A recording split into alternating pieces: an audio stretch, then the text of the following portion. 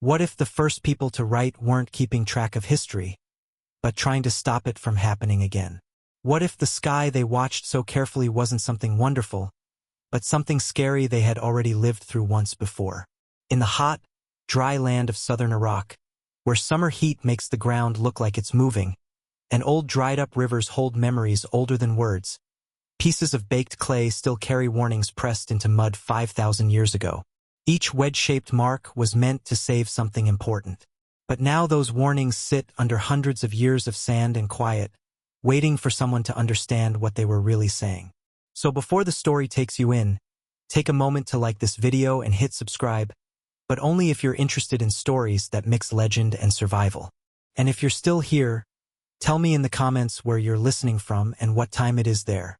I want to imagine this old fear reaching across the world, connecting all of us in the dark. The story begins not with answers, but with confusion. In the late 1800s, British and French explorers dug into the tells near Uruk, Lagash, and Sippar. Those huge dirt mounds that the land between rivers like burial places for whole worlds. Their shovels hit layer after layer of clay tablets, thousands of them, stacked in rooms that had been closed when Rome was still a swamp and Athens was just a dream. They were the records of the Sumerians. And from the moment those tablets were translated, something disturbing came out of what we knew about human history. Because what the Sumerians left behind wasn't the clumsy star-watching of people learning to count stars. It was already perfect, measured, and strangely exact. The earliest star maps appear around 3500 BC with no learning phase, no rough tries, no slow getting better. Their Venus cycles were right to the day. Their eclipse predictions could be checked by modern computers. Their star maps matched the sky exactly as it looked in their time and as it had looked thousands of years before. It was as if the curtain had lifted on a civilization that started with their eyes already fixed on the heavens, tracking patterns that should have taken thousands of years to figure out. But they weren't just watching, they were warning. Scientists expected farm records and temple lists. Instead, they found tablets describing stars that cross, stones of fire from the sky, and gods who bring destruction from above. Warning texts said that when the red star rises in the east, hunger follows. Star maps marked not just planet positions but danger seasons, times when the sky itself became a threat. These weren't pretty poems. They sat next to math tables, building plans, and water system schedules. The language was exact, watching, urgent. One tablet found in the temple library at Sippar records a sequence that modern researchers still struggle to explain. A countdown of sky events followed by a description of the burning wind that needs no rain and the day the horizon caught fire. It reads less like legend and more like someone who saw it happen. The clay remembers what we have forgotten. Imagine holding one of those tablets, its surface still rough with the grain of ancient mud.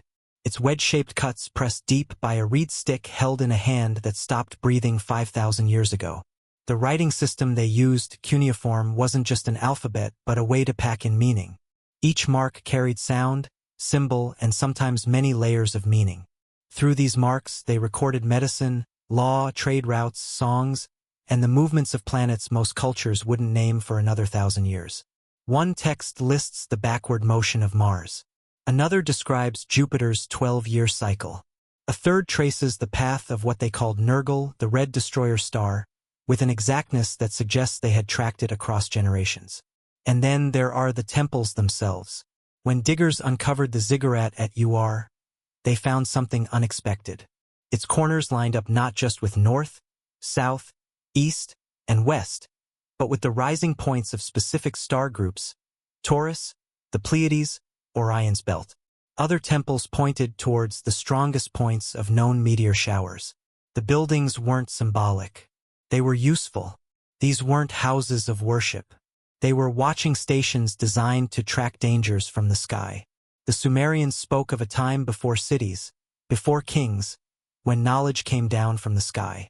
They described their earliest teachers not as human elders but as godly figures: Apkallu, the 7 wise ones who appeared after the waters went down and taught humanity to rebuild. Modern scholars dress this language in legend, but the clay itself feels older than stories. It feels like someone telling what they saw. How could a civilization appear so suddenly with such advanced understanding? History like slow building up, one discovery building on another, tools getting better bit by bit, knowledge passed carefully through generations. But the Sumerians break that rhythm. They appear in the dig record already able to read and write, already good at math, already watching the sky with an intensity that suggests they had to do it before. And they weren't alone in what they remembered.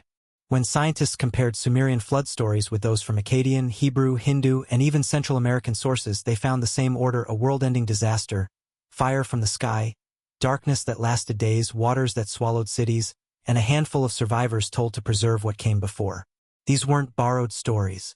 They were shared memories. How could cultures separated by oceans and thousands of years describe the same disaster pattern? Perhaps because the disaster was real. Perhaps because survival required remembering.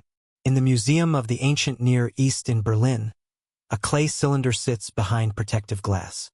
Its surface is covered in dense cuneiform, a building dedication for a temple to Inanna, goddess of the evening star.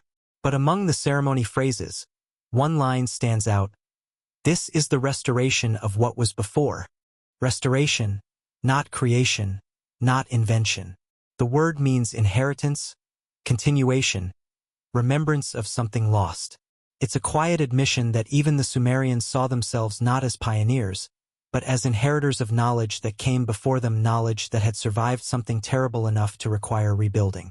And if you look closely at certain tablets, you can still see them, fingerprints pressed into the wet clay before firing, the unique swirls and ridges of a scribe who lived 6,000 years ago. That person held this warning, shaped these marks, and sent them forward through time, not knowing if anyone would understand, but hoping someone would listen. Sometimes the most important part of a message isn't what it says, but what it assumes you already know. The Sumerian tablets don't explain why the sky is dangerous. They assume you remember. They don't justify the need for constant watching. They assume you understand. They record cycles, repeating patterns, return schedules, as if their readers already knew that certain objects come back, that certain seasons carry greater risk, that the heavens themselves follow a rhythm of threat and relief. That assumption, that casual familiarity with cosmic danger, is what makes the silence around these texts so heavy. At night, when the museum's close and artificial light fades from the display cases, I imagine those tablets breathing out in the dark, each one holding a piece of memory from a world we can no longer see clearly. We call the Sumerians the beginning of civilization, but maybe they were what was left of something older, the survivors of a world that learned too late to watch the skies. And as desert winds pass over the ruins of Uruk and Eridu, carrying grains of ancient dust into another 1,000 years, you can almost hear the question their tablets were really asking. If we survived the fire once before, how do we make sure it doesn't catch us unprepared again? So the question becomes, what were they watching for? The answer begins in the dust itself. When Leonard Woolley's expedition reached UR in 1922, his workers had already spent weeks hauling away hundreds of years of packed sand. The tell, that special mound shape that marks buried cities across the land between rivers, rose nearly 60 feet above the surrounding plain. Beneath it, layer upon layer of occupation pressed down like pages in a book written in brick and ash. But it was the temple area that stopped him cold. The ziggurat's foundation platform pointed exactly toward the sunrise of Sirius. Its second altar lined up with the Pleiades at their highest point. And carved into the doorway stones were not prayers but coordinates, angle measurements preserved in base 60 math, the same math system we use today to divide circles and measure time. This wasn't decoration. It was equipment. Woolley wrote in his journal that night, "We did not find a temple. We found a watching station disguised as one." And he wasn't the only one noticing. Across southern Iraq, every major dig of the 1920s and 30s showed the same pattern. At Eridu, the oldest continuously lived-in city in Sumer, 7 temples had been built one on top of another. Each foundation lined up to track the slow wobble of the Earth's axis, a 26,000-year cycle that takes generations of continuous watching to detect. At Nippur, the sacred district's courtyard formed a perfect sighting tool for tracking Venus through its 584-day cycle. These cities didn't grow naturally around wells or trade routes. They were positioned according to sky geometry, as if their locations had been chosen specifically to triangulate the heavens. But it was the tablets, always the tablets, that carried the real weight. In 1924, a German expedition to Uruk uncovered a sealed chamber beneath what had been a scribal school.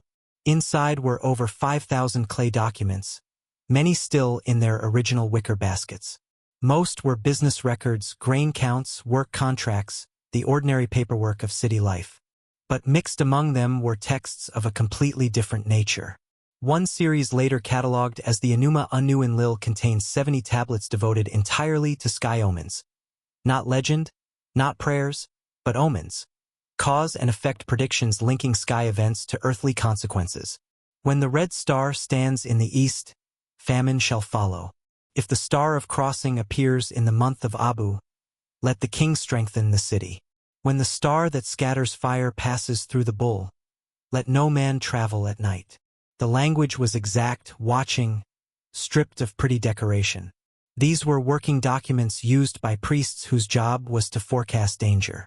And then there were the stranger texts, pieces that didn't fit the pattern. One tablet described the stone of the sky that fell in the time of King Lugalbanda, which turned the field to glass and the river to steam. Another recorded the day the wind came without clouds and the horizon burned though no fire was lit. A third warned of the star whose tail stretches across the heavens like a wound, bringing with it the season of dust. For decades, scholars filed these under legend. The primitive minds attempt to explain natural disasters through divine punishment. But then someone checked the dates. Many of these legendary events lined up with real climate disasters visible in ice core data and dirt analysis. The season of dust matched a documented volcanic winter.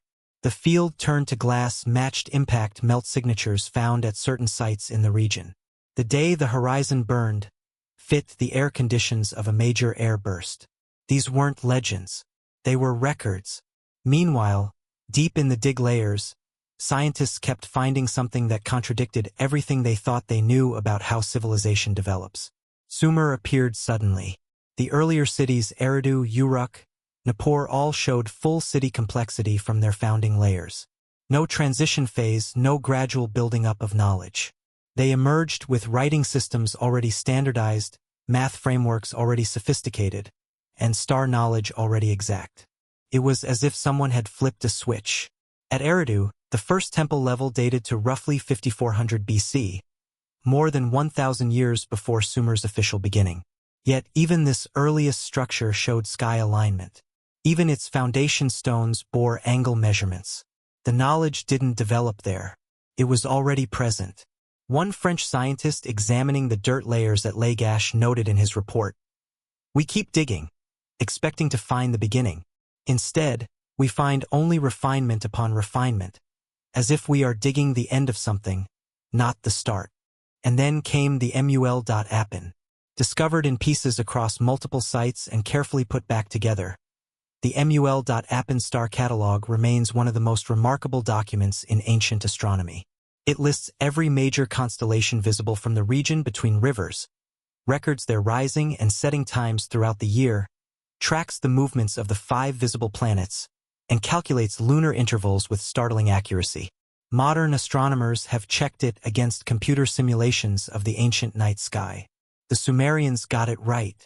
Not approximately, not symbolically, but correctly. But buried within the catalog's technical precision were curious additions. Certain stars were marked with warning symbols. Specific dates were flagged as dangerous. And one entire section described what they called the path of the destroyer, a trajectory through the sky that returned when the count of years is complete. The text specified this return occurred in cycles of 60 by 60 years to 3,600 years. A repeating pattern that matched nothing in planet motion, but lined up disturbingly well with certain long-period comet orbital patterns. In 1953, a young word expert named Samuel Kramer was cataloging tablets in the University Museum at Philadelphia when he found something that made him call his colleagues into the room. It was an omen text from Sippar dated to approximately 2100 BC. But unlike other omens which described past events or ongoing patterns, this one used future tense throughout. When the star of crossing returns to the path of the bull in the season when shadows are longest, let the people watch the northern sky at dawn. If fire appears without rising, destruction follows. This is written so that those who come after will know the count. The text then provided a calculation, a countdown based on sky cycles that appeared to project forward more than 1,000 years from the date of writing. Kramer's note in the margin of his translation simply read, "Prophetic astronomy." But prophecy implies guessing, religious vision. This was something else entirely. This was a culture that had identified a pattern, a dangerous repeating pattern, and was trying to warn their descendants about its return. The question that haunted researchers wasn't whether the Sumerians possessed advanced star knowledge. The evidence made that undeniable. The question was why. Why would humanity's first city civilization dedicate such extraordinary effort to watching the sky? Why build temples as watching stations? Why create math systems specifically designed to track sky cycles? Why preserve star catalogs across generations with such religious intensity? Unless they had a reason. Unless the sky had already proven itself dangerous. Unless they were trying to make sure it never caught them unprepared again. If these warnings were prophetic, if the Sumerians truly could predict sky danger, then somewhere in their star records, there must be evidence of what taught them to watch the sky with such intensity. And if that evidence exists, what did they witness that we have forgotten? The answer lies not in what the Sumerians believed, but in what they measured. In 1900, a Jesuit priest and mathematician named Johann Strassmayer was working through a collection of Babylonian tablets at the British Museum when he encountered something that troubled his understanding of ancient intellectual ability. The tablet, dated to approximately 1800 BC, but clearly copied from much older Sumerian sources, contained a number table tracking the appearances of Venus over a span of 21 years. The cycle it described, 584 days from one heliacal rising to the next, was accurate to within hours of modern astronomical calculation. But what unsettled Strassmayer wasn't the accuracy, it was the implication. To achieve this precision required continuous observation across multiple generations, math frameworks for predicting planetary motion, and an institutional commitment to record-keeping that suggested Venus tracking wasn't academic curiosity. It was essential. The tablet didn't explain why. It simply recorded the data as if the reader already understood its importance. Other researchers began connecting similar threads. The MUL.Appin catalog didn't just list stars. It tracked their behavior through time. It noted which constellations rose before dawn during specific months, which planets moved through retrograde motion, and which sky events coincided with seasonal changes. But buried within these observations were patterns that had nothing to do with farming or calendar management. Certain dates were marked with the Sumerian symbol for danger. Specific stellar configurations were flagged with warnings. And one repeating notation appeared throughout: the time when the sky opens. Modern astronomers recognized what the Sumerians were describing: meteor showers. But not just any showers, predictable ones. The Perseids in August, the Leonids in November, and most prominently, the Taurids in late October. Through early November, when Earth passes through a debris field so dense that ancient skies would have blazed with falling stars night after night. The Sumerians had mapped these streams with startling precision. Their temples weren't just aligned to planets and constellations. They pointed toward the radiant points of known meteor showers, the spots in the sky where shooting stars appear to originate. At Ur, the ziggurat's northwestern corner aligned precisely with the Taurid radiant as it appeared in 3000 BC. At Eridu, sightlines carved into the temple courtyard pointed toward the same region of sky during the stream's peak intensity. At Nippur, astronomical tablets recorded the season of fire rain, with dates that matched modern calculations of when the Taurid stream was historically most active. This wasn't religious symbolism. This was targeting. But why would a civilization track meteor showers with such intensity? Most shooting stars burn up harmlessly in the upper atmosphere, creating nothing more than brief streaks of light. They're beautiful, yes, but hardly threatening. Unless the Sumerians knew something we're only now rediscovering. In the 1980s, astronomer Victor Klube and astrophysicist Bill Napier proposed what they called the coherent catastrophism hypothesis. They argued that Earth's orbit periodically carries us through regions of space containing not just dust and pebbles, but larger fragments, boulders, house-sized objects, even small asteroids, all remnants of ancient comets that have broken apart over thousands of years. The Taurid meteor stream, they suggested, wasn't just pretty lights. It was a debris field containing objects large enough to survive atmospheric entry, large enough to explode over cities, large enough to alter climate. And Earth passes through it twice every year. Most years we encounter only the diffuse edges, thousands of harmless meteors. Nothing more. But every few centuries, our orbit carries us through denser concentrations. And every few thousand years we pass through regions where the truly dangerous fragments lurk. When Klube and Napier mapped the most destructive airbursts in recorded history, Tunguska in 1908, Chelyabinsk in 2013, and probable ancient impacts inferred from geological evidence, they found a pattern. Many occurred during Earth's passage through the Taurid stream or its associated debris clouds. The Sumerians, it seemed, had been tracking the same threat. Their tablets recorded what they called the Bull of Heaven, the constellation Taurus, home to the Pleiades cluster, and the precise region of sky from which the Taurid meteors appear to radiate. But the Sumerians didn't describe it with reverence. They described it with fear. One text warns, "When Marduk rises with the sun, let the watchmen stand ready. When the bull crosses the path of the wandering stars, destruction walks with light feet."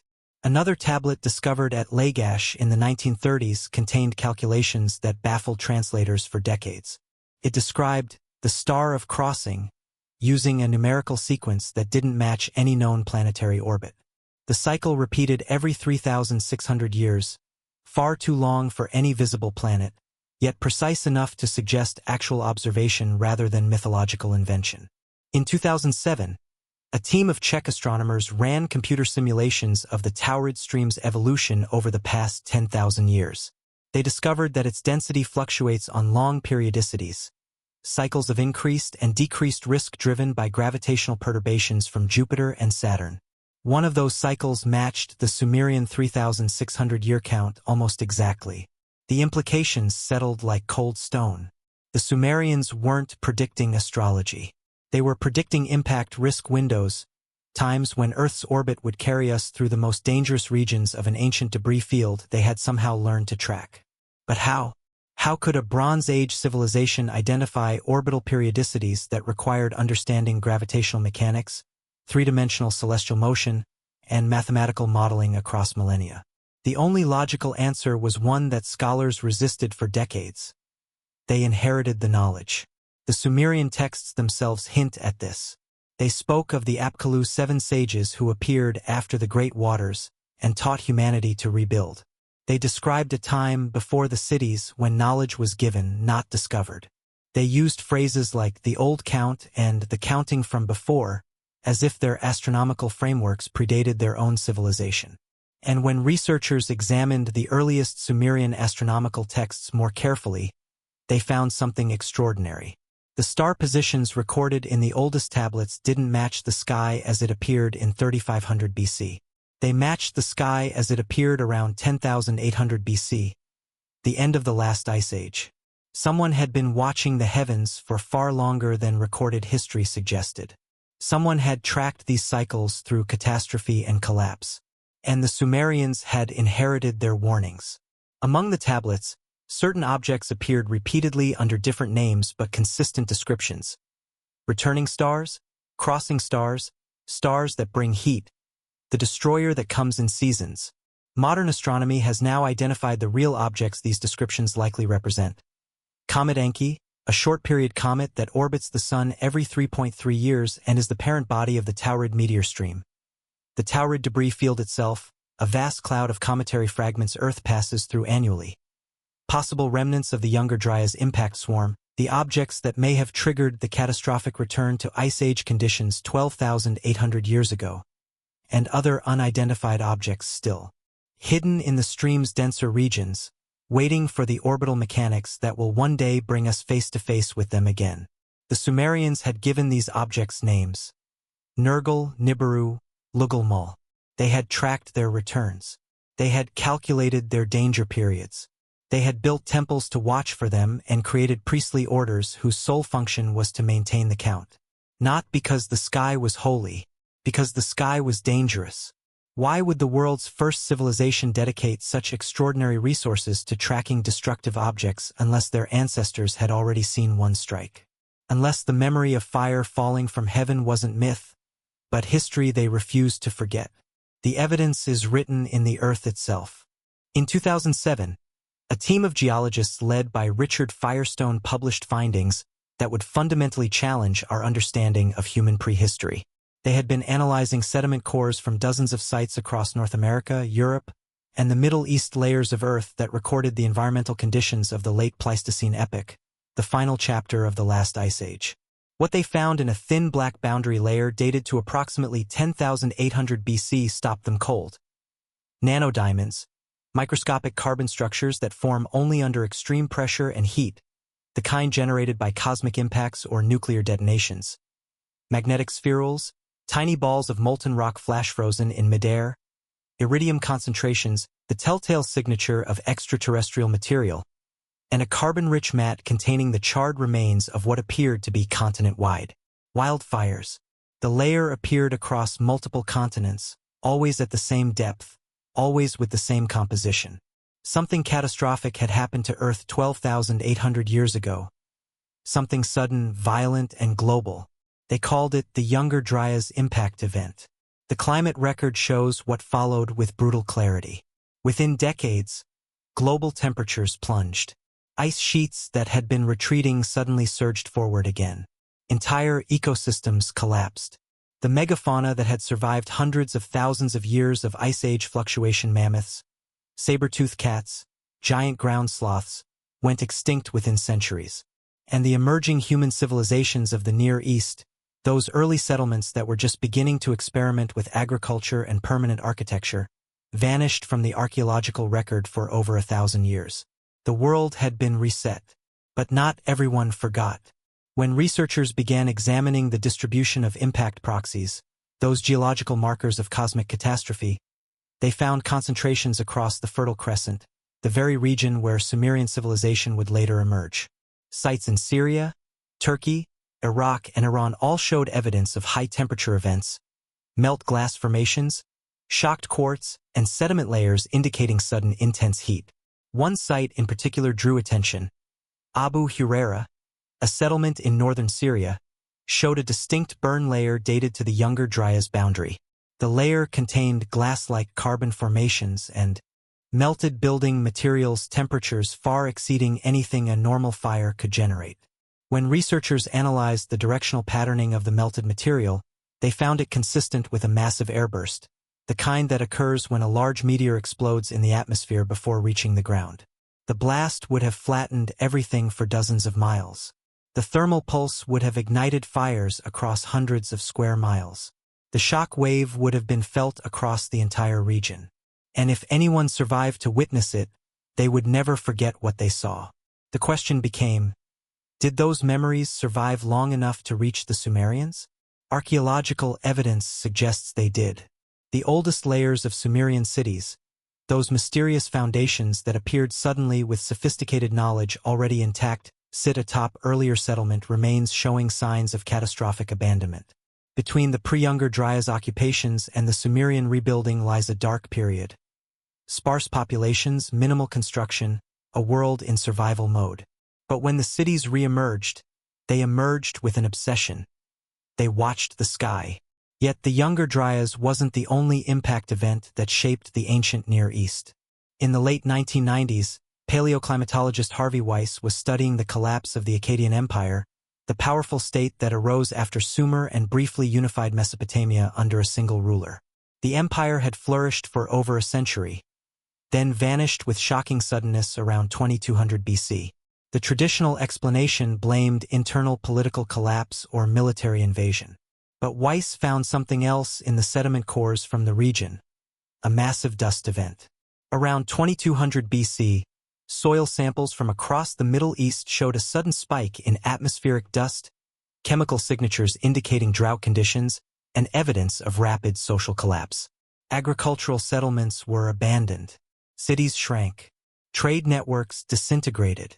This was the 4.2 kilo-year event, a climate catastrophe so severe it left marks in geological records from Greenland to Africa.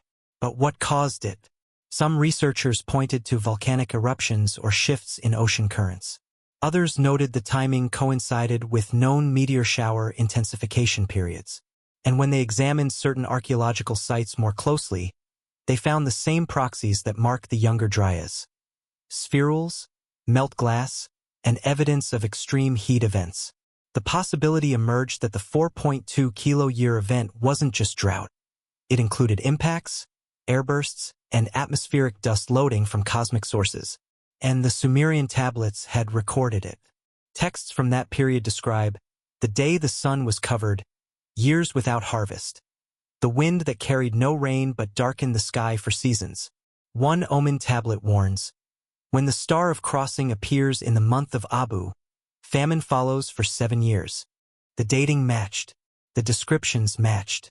Even the 7-year duration aligned with climate proxy data showing prolonged cooling after the initial shock. Then there was the 3.2 kilo-year event around 1200 BC, another global collapse that destroyed Bronze Age civilizations across the Mediterranean and Near East. Cities burned. Empires fell. Populations migrated in massive waves seeking survival. Again, the sediment showed dust. Again, the climate record showed sudden cooling. And again, certain researchers found evidence suggesting cosmic impact contributed to the catastrophe. A pattern was emerging, not of random disasters, but of recurring ones, spaced by centuries or millennia, always leaving the same signatures, always remembered in myth, because the myths themselves preserved the pattern. When scholars compared creation and destruction narratives from across the ancient world, they found remarkable consistency in the details. The Sumerian Eridu Genesis describes the sky raining fire and the land covered in darkness before the Great Flood. The Egyptian destruction of mankind tells of the goddess Sekhmet bringing burning wind from the heavens that nearly destroys humanity. The Hittite song of Ulakami speaks of stone falling from the sky and the earth shaking for 7 days. These weren't poetic variations on a theme. They were describing the same sequence of events: atmospheric entry, thermal pulse, shockwave, prolonged darkness from atmospheric dust, climate collapse, flooding as weather patterns shifted. It was the impact signature. And when researchers mapped the geographic distribution of these myths, they found they clustered precisely in regions showing geological evidence of impact events. The Middle East, the Mediterranean basin, the Fertile Crescent. The stories weren't invented. They were transmitted.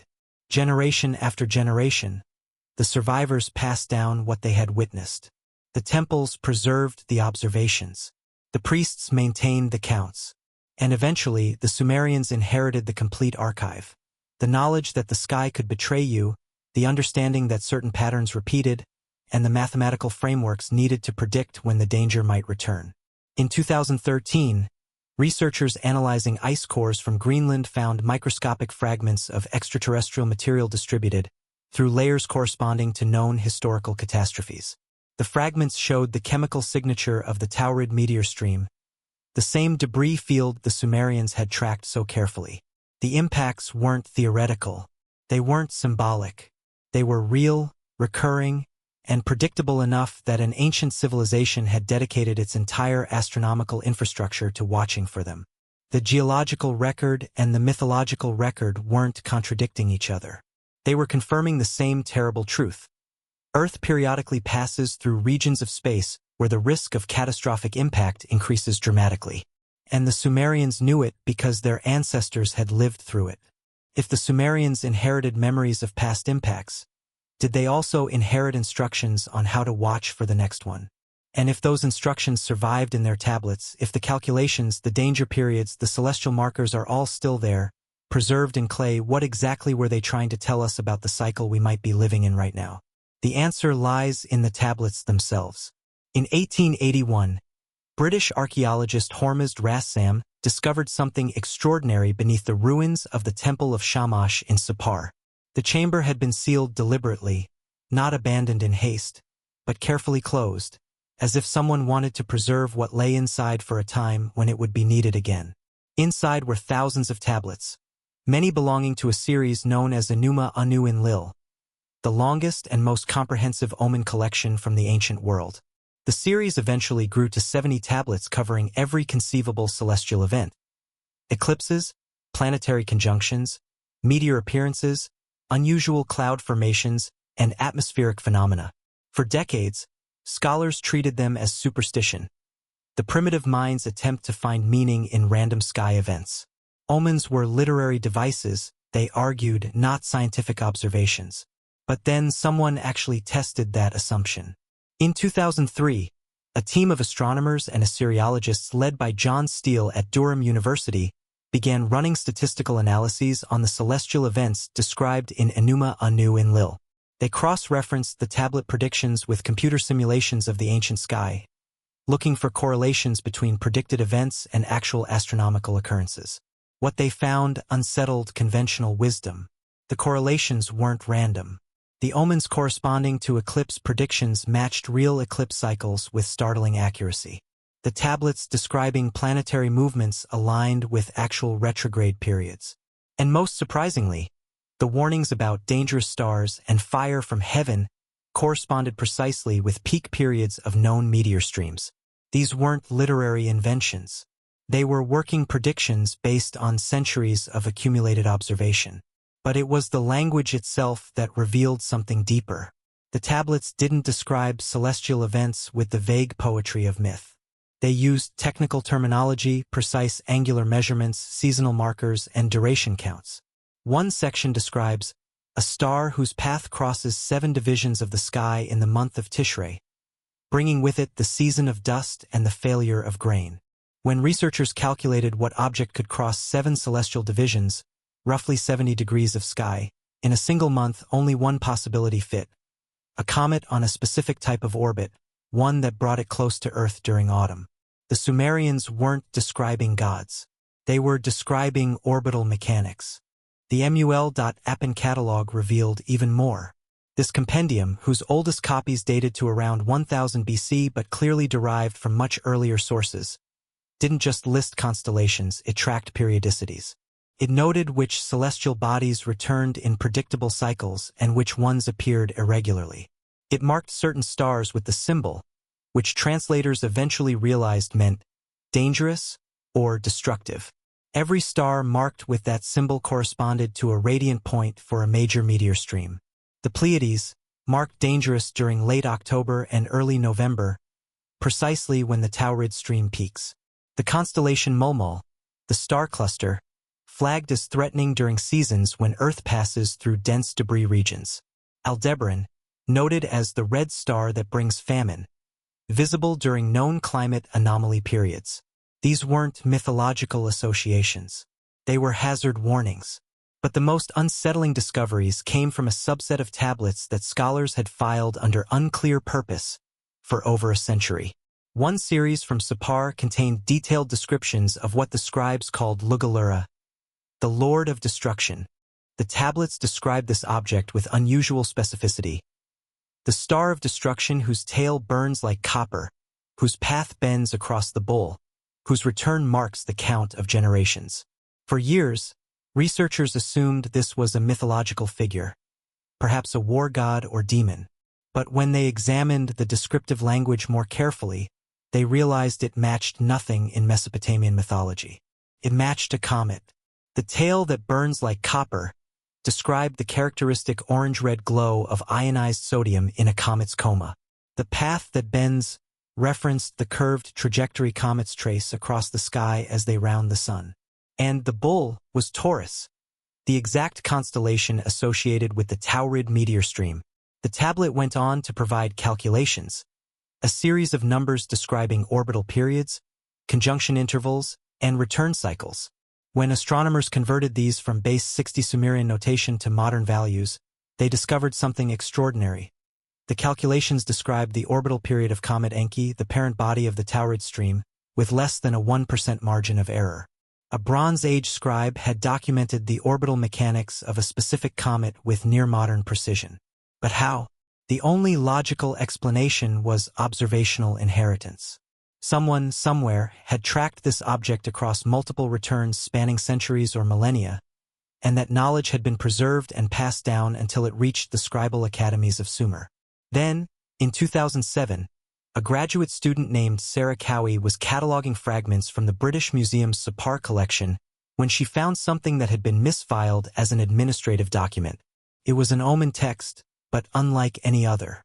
Most omen tablets use past or present tense. When the red star appeared, famine followed. This tablet used exclusively future tense.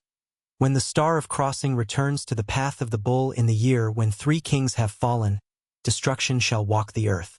The tablet then provided a chronological calculation, a countdown based on lunar cycles, solar years, and the precessional cycle of the equinoxes. When Cowie worked through the mathematics with the help of astronomical consultants, they realized the tablet was projecting forward approximately 1,800 years from the date of its composition. It was a prediction, not a record.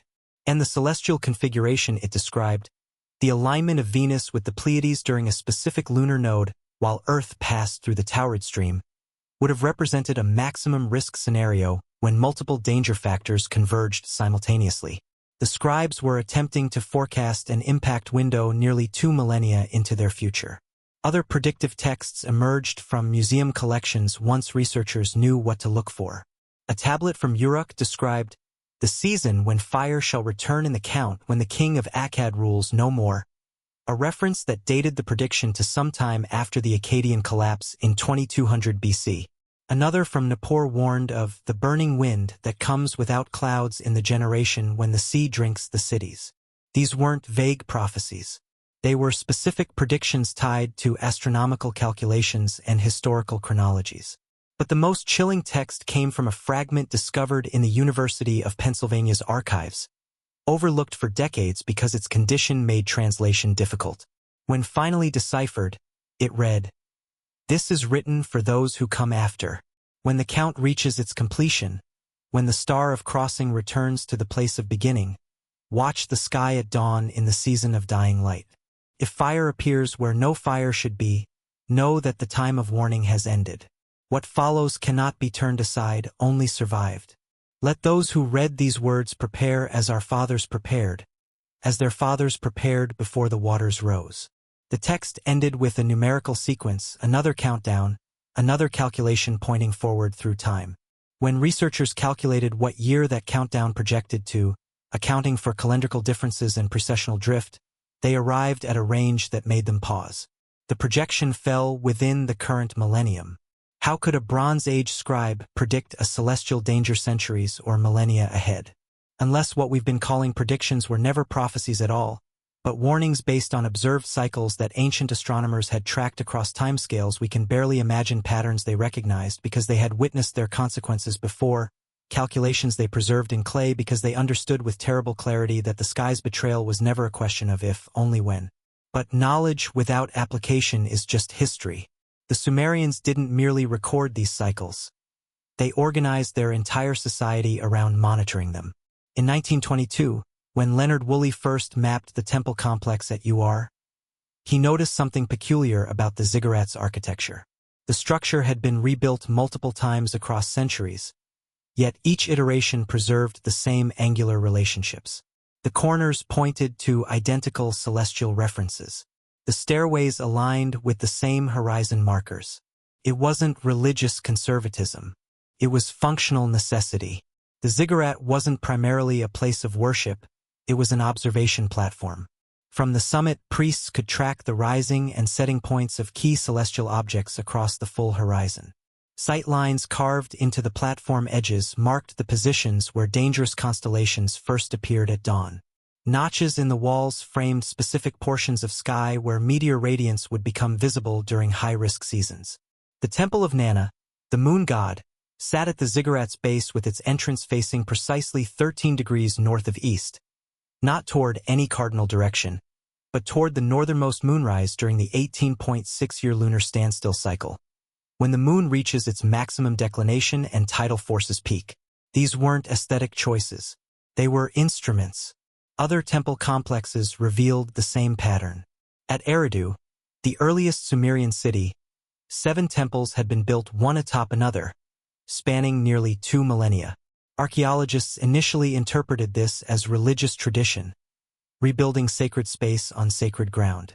But when astronomer Edwin Krupp analyzed the alignments in the 1990s, he discovered each rebuild had slightly adjusted the orientation to account for precession, the slow wobble of Earth's axis that shifts the apparent positions of stars over centuries.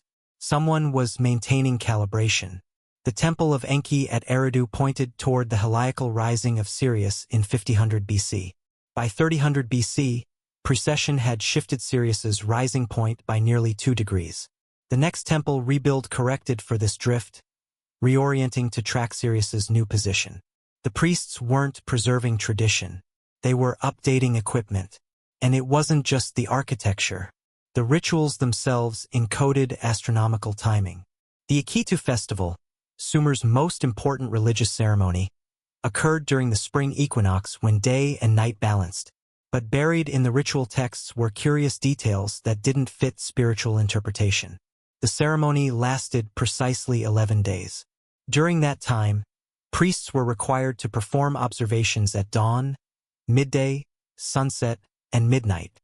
They recorded the positions of Venus, Mars, Jupiter, and the Moon. They noted the appearance of any unexpected lights in the sky. And on the final night, they maintained an all-night vigil, specifically watching the eastern horizon between the constellations of Taurus and Aries, the exact region of sky where the Taurid meteor stream radiates.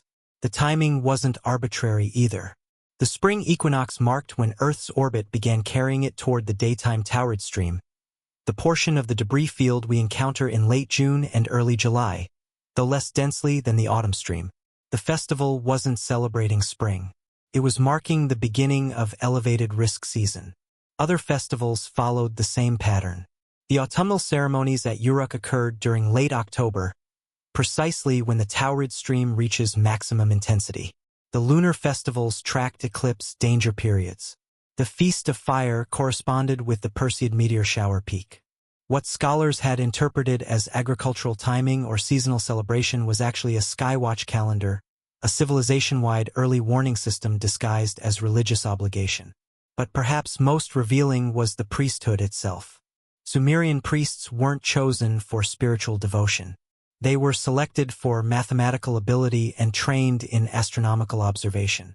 Scribal schools taught geometry, calculation, and celestial mechanics alongside mythology and ritual. The curriculum included detailed instruction on identifying different types of meteors, distinguishing planets from stars, and calculating orbital periods. Priesthood was an apprenticeship in applied astronomy. And the mythology they taught wasn't arbitrary either.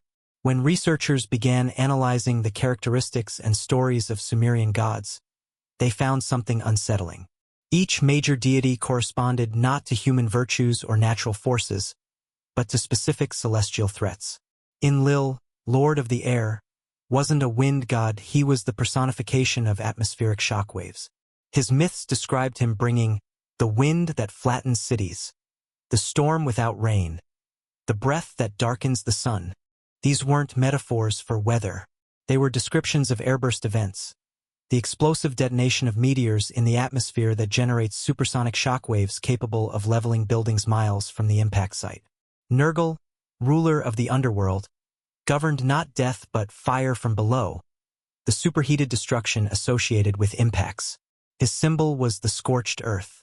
His sacred animal was the lion, representing consuming flame. And his festivals occurred during seasons when impact risk statistically increased. Inanna, goddess of love and war, was associated with Venus, but not Venus the romantic evening star. She was linked to Venus's dangerous apparitions, times when its orbit brought it visually close to the Taurid radiant, creating maximum risk alignments. Her dual nature, beauty and violence, encoded the understanding that Venus's position could indicate either safety or threat, depending on its relationship to other celestial markers. Even the creation myths contained astronomical encoding. The Enuma Elish, Babylon's creation epic derived from Sumerian sources, describes Marduk destroying Tiamat by shooting arrows that split her body. Modern readers see mythology, but the text provides technical details. Tiamat scattered her fragments across the heavens, creating the band that circles the sky. It's describing the formation of a debris field, an asteroid or comet breaking apart into the stream of fragments that Earth would periodically encounter.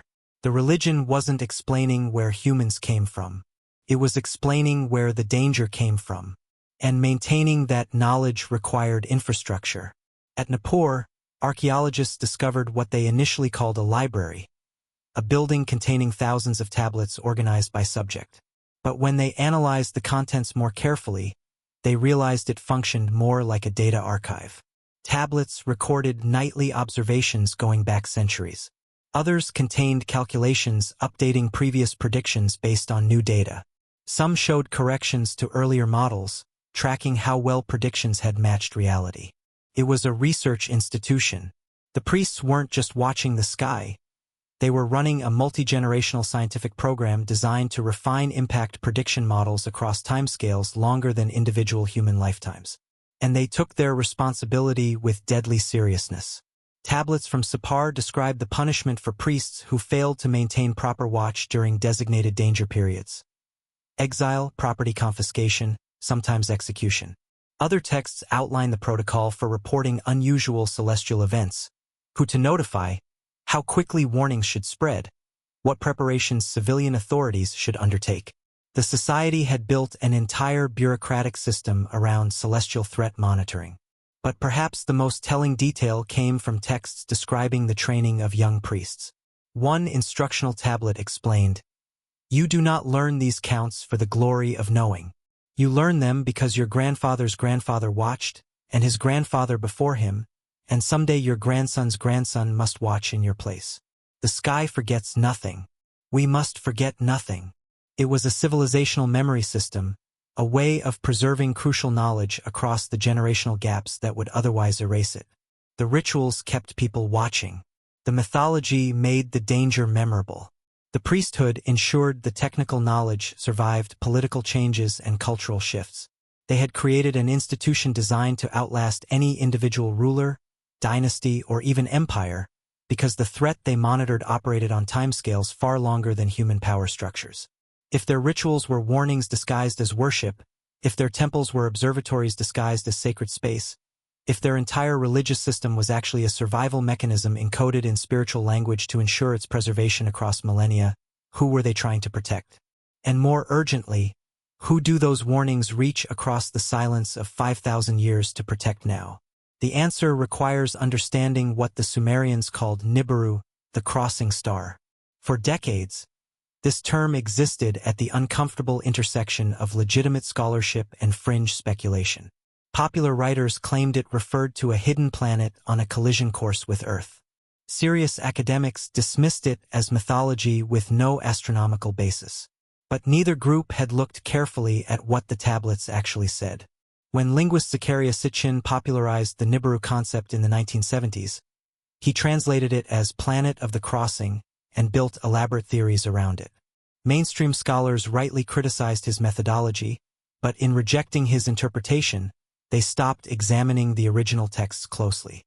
It wasn't until the 1990s that a new generation of researchers returned to the source material with fresh eyes.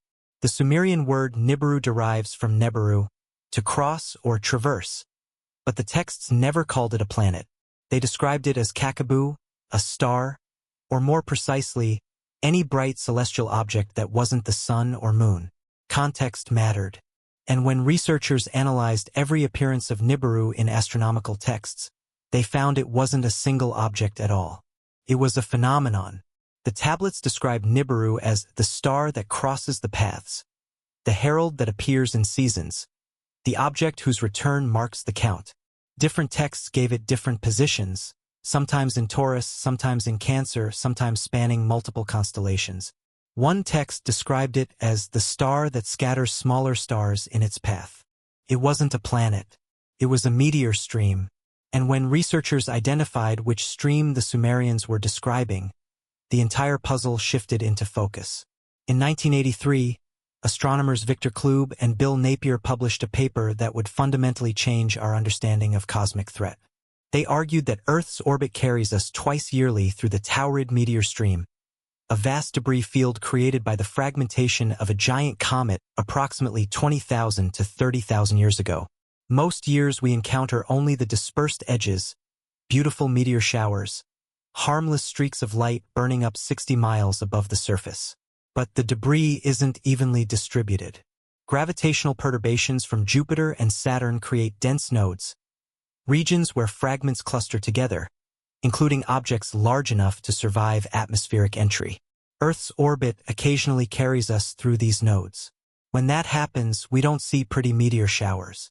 We experience what the Russians experienced in 1908 over Tunguska, a massive airburst that flattened 800 square miles of forest with the force of a 15-megaton explosion, or what witnesses described in Chelyabinsk in 2013 when a meteor exploded over the city with 30 times the energy of the Hiroshima bomb, shattering windows across 6 cities and injuring over 1,600 people. Both events occurred when Earth passed through the Taurid stream. The stream's debris field is enormous. Earth takes weeks to pass through it completely. We encounter it twice per year. The daytime torids in late June through early July, and the nighttime torids in late October through early November. The autumn stream is denser, more dangerous, and perfectly positioned for ancient observers to watch. Its radiant point, the spot in the sky where meteors appear to originate, lies in the constellation Taurus, between the Pleiades and the bright red star Aldebaran, exactly where the Sumerian text said to watch for Nibiru. When researchers began comparing Sumerian celestial descriptions with modern knowledge of the Taurid stream, the parallels became undeniable. The tablets described the season when the bull brings fire, late October, when the Taurid stream peaks. They warned of the star that scatters smaller stars, an accurate description of a meteor radiant. They noted this phenomenon returns when the count is complete, referring not to a single orbit, but to cycles of increased density within the stream.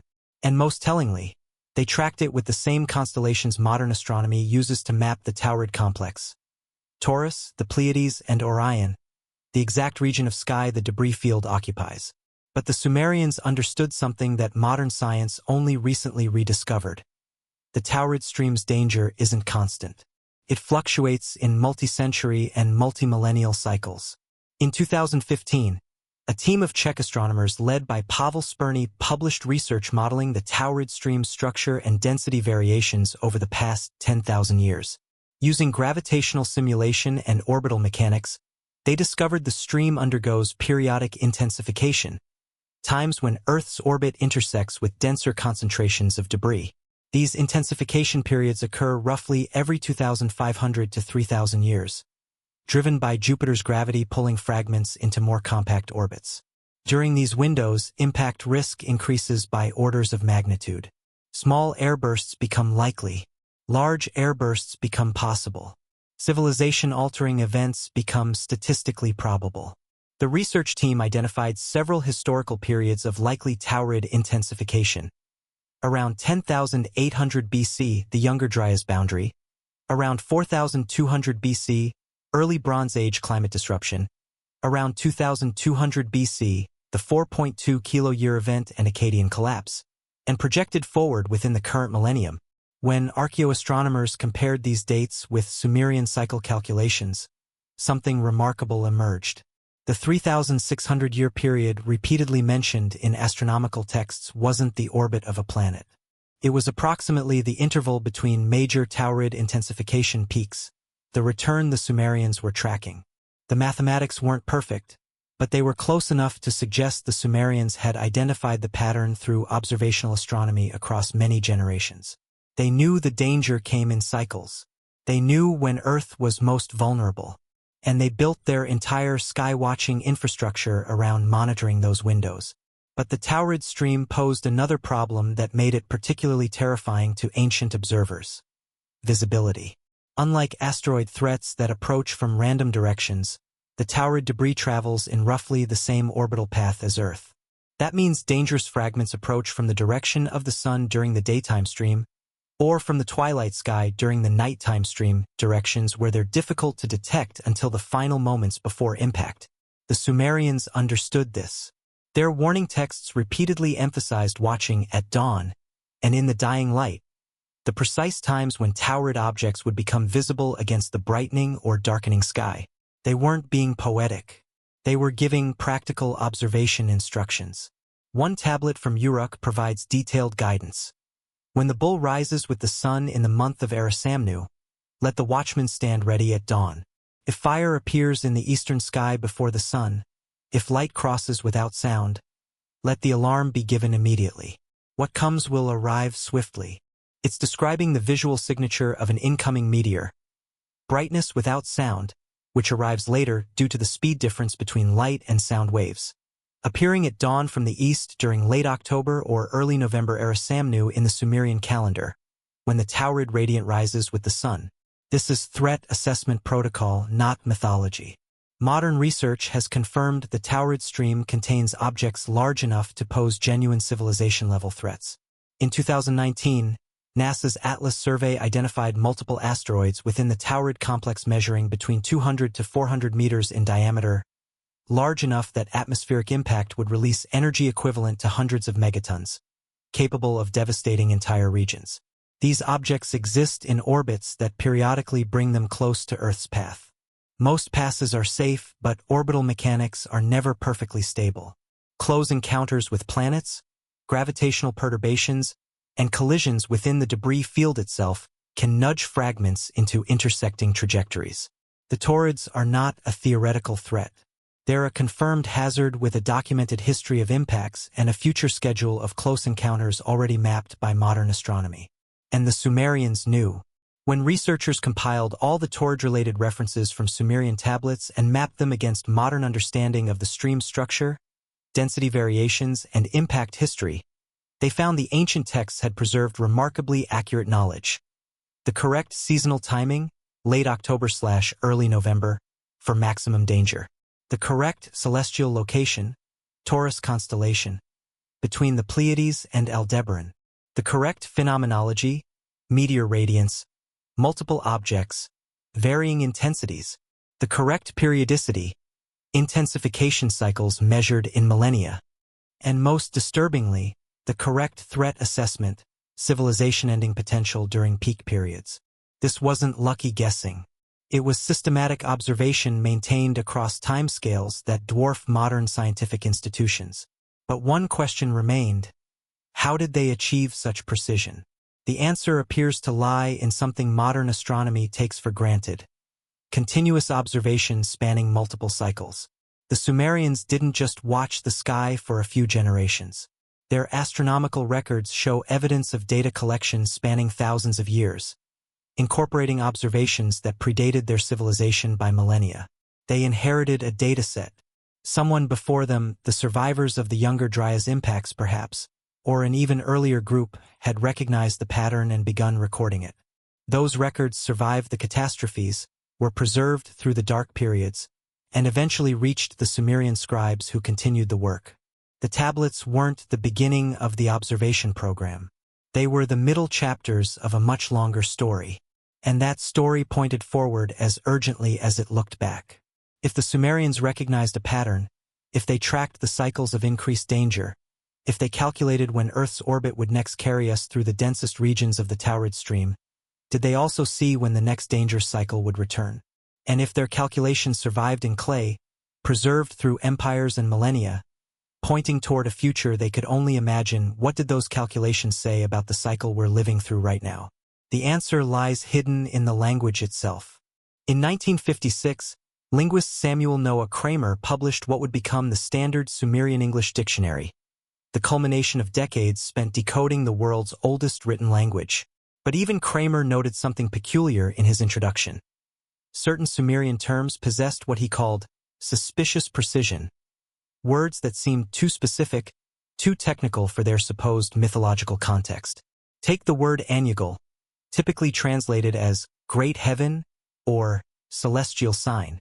But when Kramer examined its usage across different tablet types, he found it appeared exclusively in astronomical texts describing dangerous phenomena, never in religious hymns or literary works.